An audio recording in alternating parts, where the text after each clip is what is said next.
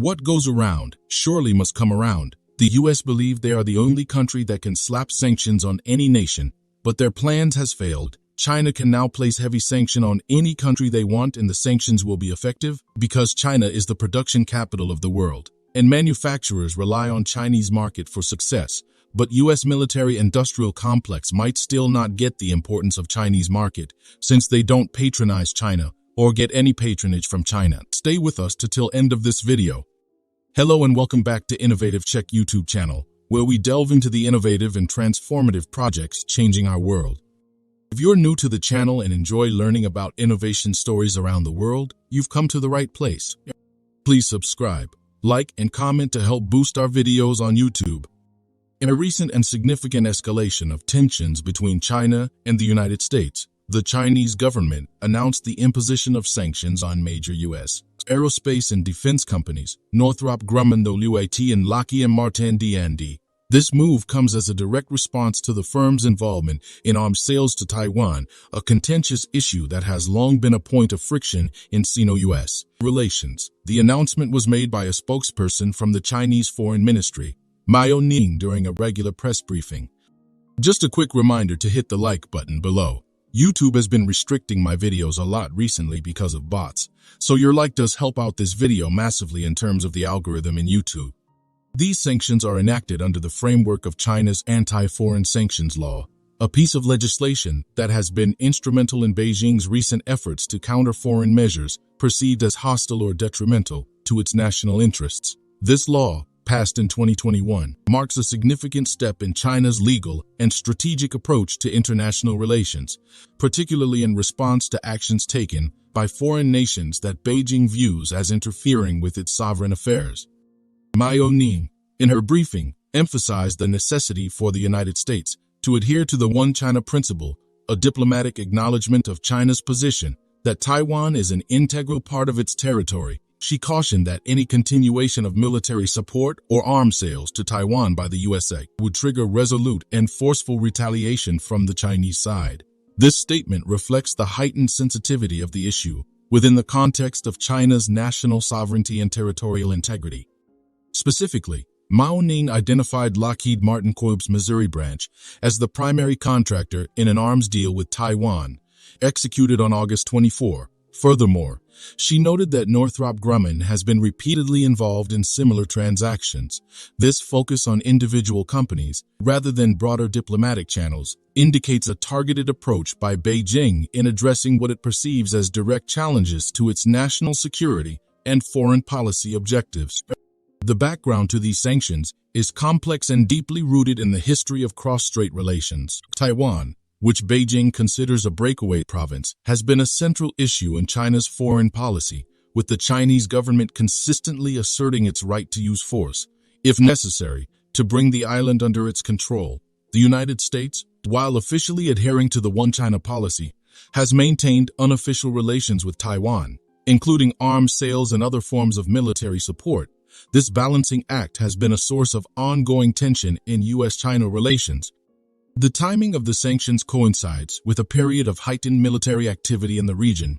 Recently, a Chinese naval formation, led by the aircraft carrier Shandong, was reported to have passed within close proximity to Taiwan, underscoring the strategic importance of the area. Additionally, there have been multiple instances of Chinese aircraft entering Taiwan's air defense identification zone, further escalating tensions. If you are enjoying this video so far, please don't forget to subscribe, share the video, and comment.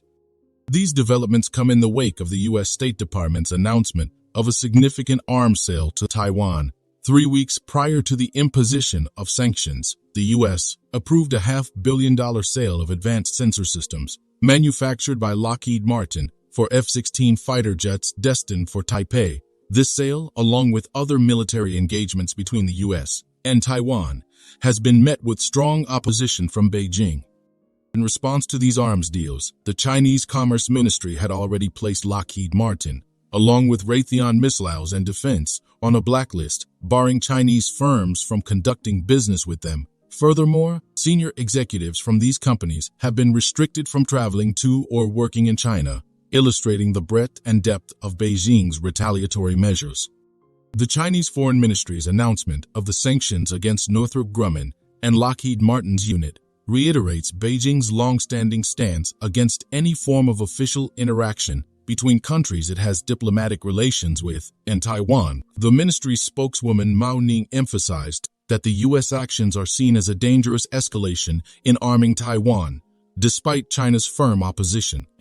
In a broader context, these sanctions and the accompanying rhetoric from Beijing are reflective of the complex and multifaceted nature of U.S.-China relations. On one hand, there is an ongoing engagement on various fronts, including trade and global security challenges. On the other, issues like Taiwan continue to present significant points of contention, with potential implications for regional stability and international diplomatic relations. The U.S. approach to Taiwan, particularly under the Biden administration, has been marked by a continuation of military support, as evidenced by the recent military aid package and arms sales. This stance, while consistent with past U.S.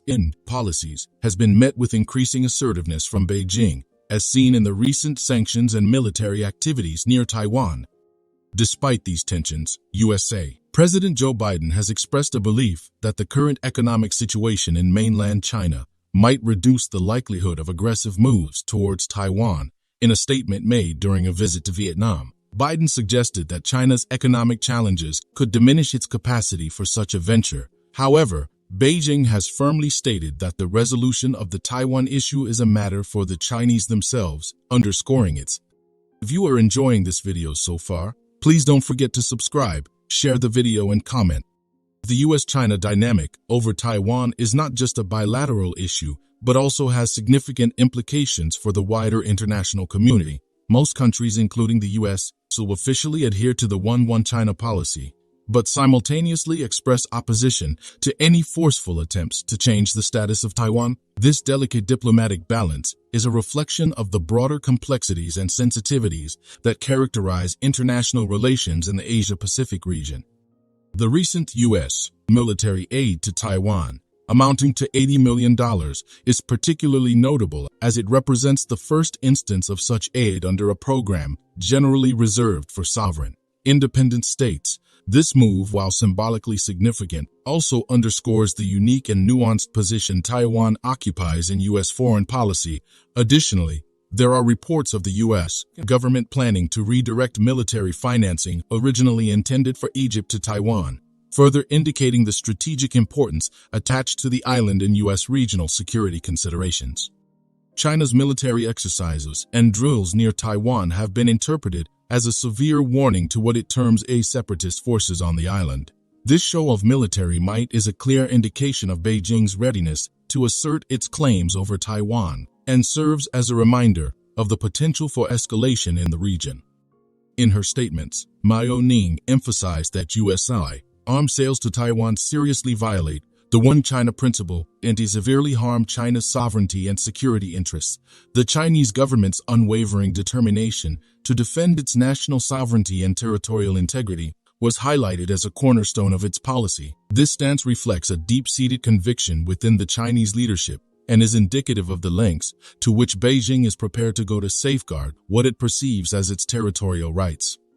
On the other hand, President Biden's comments about the economic slowdown in mainland China potentially affecting its capacity to consider an invasion of Taiwan adds another dimension to the strategic calculations in the region. This perspective suggests that domestic factors within China, such as economic conditions, could play a significant role in shaping its foreign policy decisions.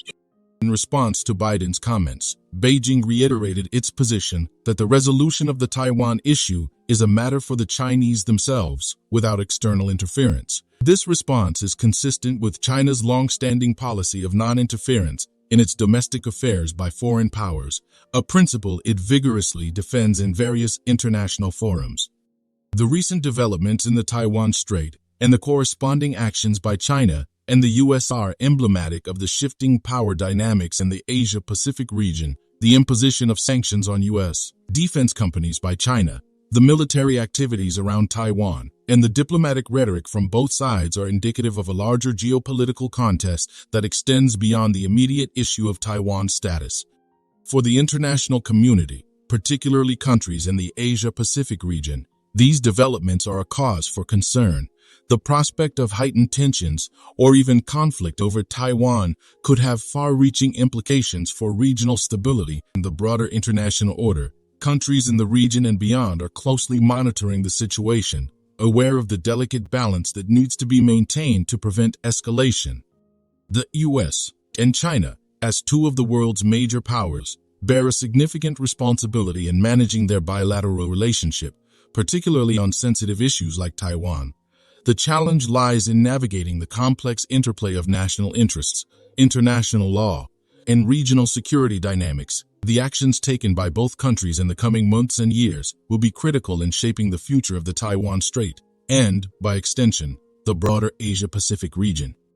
As the situation continues to evolve, the international community will be watching closely to see how the U.S. and China manage their differences over Taiwan, and what this means for the future of regional and global stability, the balance of power in the Asia-Pacific. The principles of international relations and the norms governing state behavior are all at play in this complex and dynamic issue. Thank you for your attention, and I welcome your thoughts and questions on this complex and vital subject. Do you want to watch more videos like this one? If yes, please like and share the video and subscribe to get exclusive videos about how phenomenally China is developing and growing its influence. Your subscriptions and likes motivate us to generate more content, so please keep supporting us. Check out this video showing on your screen right now, and I will see you on the other side.